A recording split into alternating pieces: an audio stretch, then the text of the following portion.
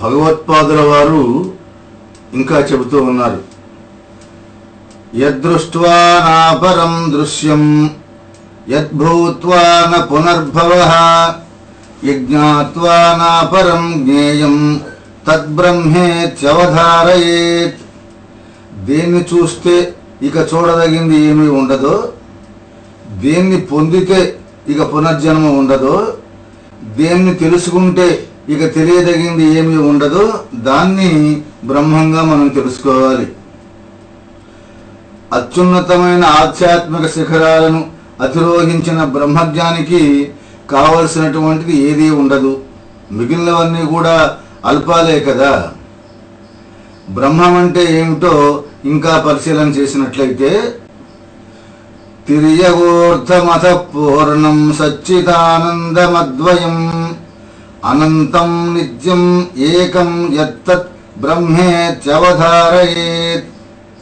అంతట సర్వవ్యాపితమై పైన క్రింద నిండినటువంటిది, సచిదానందమయం, ద్వైతం లేనిది, అనంతమైంది, నిత్యము ఏకము అయినటువంటిది ఏదైతే ఉందో అదే బ్రహ్మమని తెలుసుకోవాలి.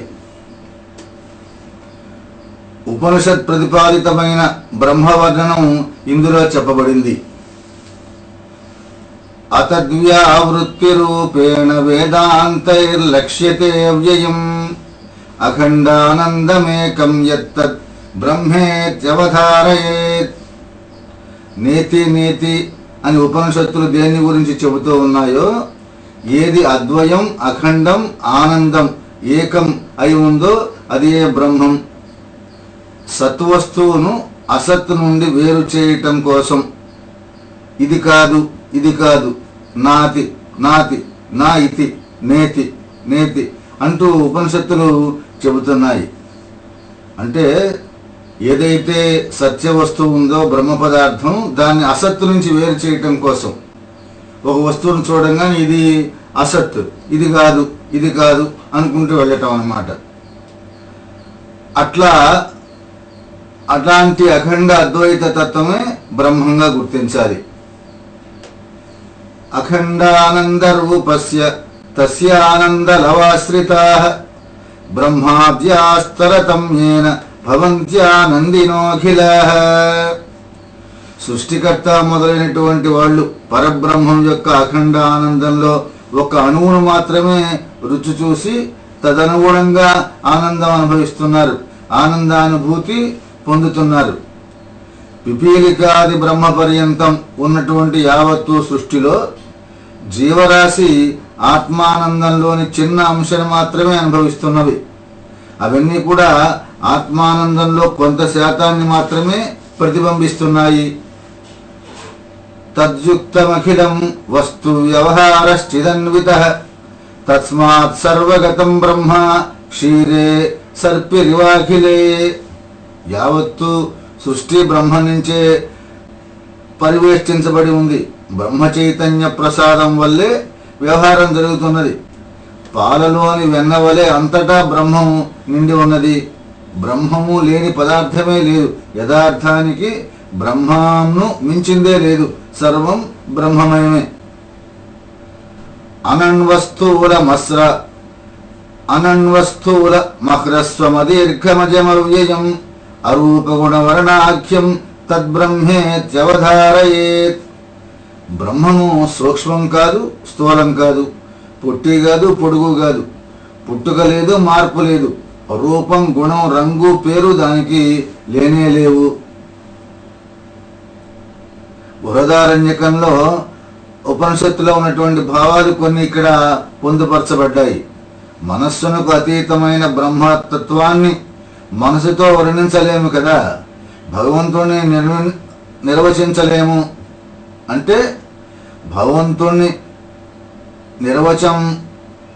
నిర్వచించటము అంటే దాన్ని మైలపరచటమే. యద్భాసా భాసతేర్గాది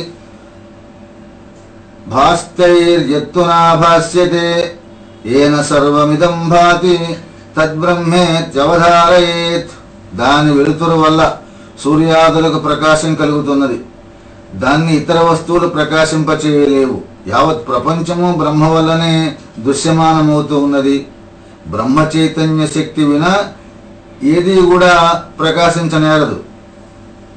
స్వయమంతరర్బహిర్వ్యాప్త భాసయన్నఖిలం జగత్ బ్రహ్మ ప్రకాశతే వహ్ని ప్రతస్థాయస పిండవత్. కాలుతున్నటువంటి ఇనపగుండును ఆవహించిన అగ్ని వలె బ్రహ్మ పదార్థం స్వయంగా ఈ జగత్తు అంతటా లోపల వెలుపల ఉండి అంతను ఆవహించి ప్రకాశిస్తున్నది. బాగా కాలుతున్నటువంటి ఇనపగుండు ప్రకాశవంతంగా గుండ్రంగా కనిపిస్తుంది. నిజానికి ప్రకాశిస్తున్నది అగ్ని గాని ఇనపగుండు కాదు. వాస్తవానికి బ్రహ్మం ఒక్కటే ప్రకాశిస్తున్నది.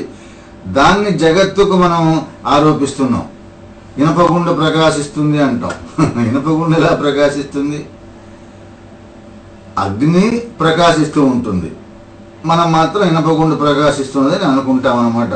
జగద్విలక్షణం బ్రహ్మ బ్రహ్మణోన్యన్న కించన బ్రహ్మాన్యద్భాతి చేన్మిథ్య యథా మరీచిక. బ్రహ్మ జగత్తు కంటే విలక్షణమైంది. బ్రహ్మ తప్ప ఇతరం ఏమీ లేదు. మృగతృష్ణలో ఎడారిలో కనిపించే నీటిలాగా బ్రహ్మను ఆధారంగా చేసుకుని జగత్తు భాషిస్తున్నది. బ్రహ్మను తెలియనంత కాలం ఆధ్యాత్మిక దాహం తీరదు. జగత్తు సత్యమనే మిథ్య తప్పదు. జగత్తు నిజస్వరూపం తెలియగానే ఇది మూలమైన బ్రహ్మలో లయమైపోతుంది. బ్రహ్మను తెలుసుకునేదాకా ఇదే స్థితి. జగత్తునే సత్యమని భావిస్తాం. దృశ్యతే శ్రూయతే యద్యత్ బ్రహ్మణోన్యన్న తద్భవేత్ తత్వజ్ఞానాచ్చ తద్బ్రహ్మ సచ్చిదానందమద్వయం. మనకు కనిపించేది వినిపించేది అంతా బ్రహ్మమే. సరైన జ్ఞానం వల్ల అద్వయం సచ్చిదానంద స్వరూపం అయిన బ్రహ్మము తెలియబడుతుంది. అజ్ఞానికి ద్రష్టాదృశ్యం వేరు, జ్ఞానికి మాత్రం అంతా ఒకటే, అంతా దృక్. అజ్ఞాని పరిస్థితి ఎలా ఉంటుందంటే సర్వగం సచ్చిదాత్మానం జ్ఞానచక్షుర్నిరీక్షతే అజ్ఞానచక్షుర్నేక్షేత భాస్వంతం భానుమంధవత్. జ్ఞానచక్షు ద్వారా సర్వవ్యాపి చైతన్య స్వరూపైన ఆత్మను దర్శించగలం. జ్ఞానచక్షు ద్వారానే సర్వవ్యాపి చైతన్య స్వరూపి అయిన ఆత్మను దర్శించగలం. అంధుడు అంటే కళ్ళు లేనివాడు సూర్యుడిని చూడలేడు. అట్లానే అజ్ఞాని ఆత్మను చూడలేడు. కళ్ళు లేనప్పుడు సూర్యభగవాను చూడలేడు కదా. ఆశ్చర్యం. మరి అంతటి సూర్యుడిని కూడా అంధత్వం వల్ల చూడలేని పరిస్థితి ఏర్పడుతుంది, లేదనుకుంటాడు. అట్లాగే అజ్ఞాని కూడా ఆత్మని చూడలేడు. జ్ఞానం తొలగేదాకా అదే పరిస్థితి. మరి భగవంతుని దర్శించాలంటే జ్ఞాననేత్రం అనేవి కావాలి. జ్ఞాననేత్రం అవసరం. జ్ఞానచక్షువు కావాలి. కృష్ణ పరమాత్మ ప్రసాదించిన జ్ఞానచక్షువుతో అర్జునుడు విశ్వరూపాన్ని సందర్శించాడు కదా. శ్రవణాదిభిరుద్దీప్త జ్ఞానాగ్ని పరితాపిత జీవసర్వమలాన్ముక్త స్వర్ణవద్యోతతే స్వయం. జీవుడు శ్రవణాదులతో ఉద్దీప్తి చెంది జ్ఞానాగ్నిలో తప్తుడై మల విముక్తుడై తప్తకాంచనం వలె ప్రకాశిస్తాడు. ముఖ్యంగా శ్రవణాదులలో ఉద్దీప్తి చెందాలి. వింటే కదా కొంత విషయం తెలిసి తర్వాత జ్ఞానాగ్నిలో తప్తుడవుతాడు. అప్పుడు మల విముక్తుడై తప్తకాంచనంలాగా ప్రకాశిస్తాడు. అద్భుతమైన విషయాన్ని మనకు ఆచార్యుల వారు ప్రసాదించారు. శ్రవణ మనన నిధిధ్యాసనాల వల్ల జ్ఞాననిష్ట ఏర్పడుతుంది. అప్పుడు మనసు నిర్మలినమై రాహిత్యమవుతుంది. భావం నశిస్తుంది, జీవభావం నశిస్తుంది. స్వయం ప్రకాశమైన ఆత్మయే మిగులుతుంది. మూసలో కరిగించిన బంగారం శుద్ధి పొందినట్లు జ్ఞానాగ్ని మనస్సుని శుద్ధి చేస్తుంది. జ్ఞానాగ్ని దగ్ధ కర్మాణ అన్నది కదా భగవద్గీత. హృదాకాశోదితో హ్యాత్మ బోధభానుస్తమోపహృత్ సర్వవ్యాపి సర్వధారి భాతి భాసయతే అఖిలం. హృదయాకాశంలో ఉదయించే ఆత్మభానుడు అజ్ఞానాంధకారాన్ని దహించి సర్వవ్యాపి అయి సర్వధారి ప్రకాశించటమే కాక సర్వాన్ని ప్రకాశింపచేయటం జరుగుతుంది. ఆత్మజ్ఞాన నిష్ఠాపరుడు సర్వాన్ని ఉద్దీపింపచేస్తాడు. అది సహజమైన నిష్ఠాపరుడి లక్షణం, స్వభావం.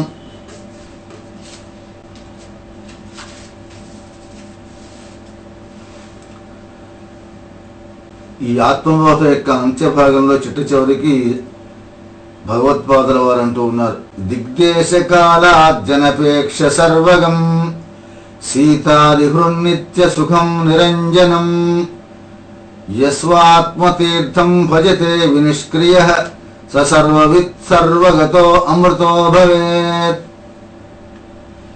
దిగ్దేశకాలాజ్జనపేక్ష సర్వగం సీతాదిహృన్నిత్య సుఖం నిరంజనం యస్వాత్మతీర్థం భజతే వినిష్క్రియః స సర్వవిత్ సర్వగతో అమృతో భవేత్.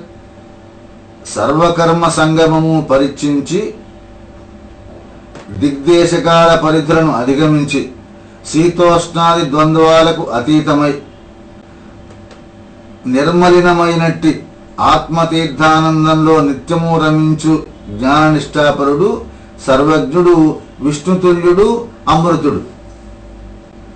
ఆత్మజ్ఞానం తెలుసుకొని దాంట్లో నిత్య నిమగ్నుడై జ్ఞాననిష్టాపరులకు అమృతతత్వం, శాశ్వతమైనటువంటి ఆనందం లభిస్తుంది. ఇత్యాత్మబోధ సమాప్తః. ఈ ఆత్మబోధను 1-2 సార్లు మనం శ్రవణం చేస్తూ విషయాన్ని గ్రహించి దాన్ని ఆచరణాత్మకంగా మన మనసులో సుప్రతిష్ఠితం చేసుకొని సంపూర్ణమైనటువంటి విశ్వాసంతో 1-4 సార్లు అనుకుంటూ ఆచరణలో కనుక ఉంచుకోగలిగినట్టయితే కేవలం ఆ ముక్తి అనేటువంటిది తప్పనిసరిగా లభిస్తుంది. శంకర భగవత్పాదకృత ఆత్మబోధను శ్రవణం చేసి దాన్ని హృదయంలో స్థిరం చేసుకున్న వాళ్ళు ధన్యులు, కైవల్యానికి మార్గదర్శకం అవుతుంది. శంకర భగవత్పాదుల వారి ఆత్మబోధ ద్వారా మనమంతా నిష్ఠాపరులమై అమృతత్వాన్ని పొందుదాం. సర్వం శ్రీ కృష్ణార్పణమస్తు.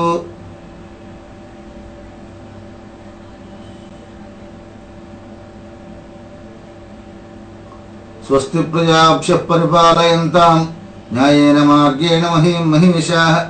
గోబ్రాహ్మణేభ్యः శుభమస్తు నిత్యం. లోకాః సమస్తాః సుఖినో భవంతు. మంగళం కోసలేంద్రాయ మహనీయ గుణాత్మనే చక్రవర్తి తనూజాయ సార్వభౌమాయ మంగళం.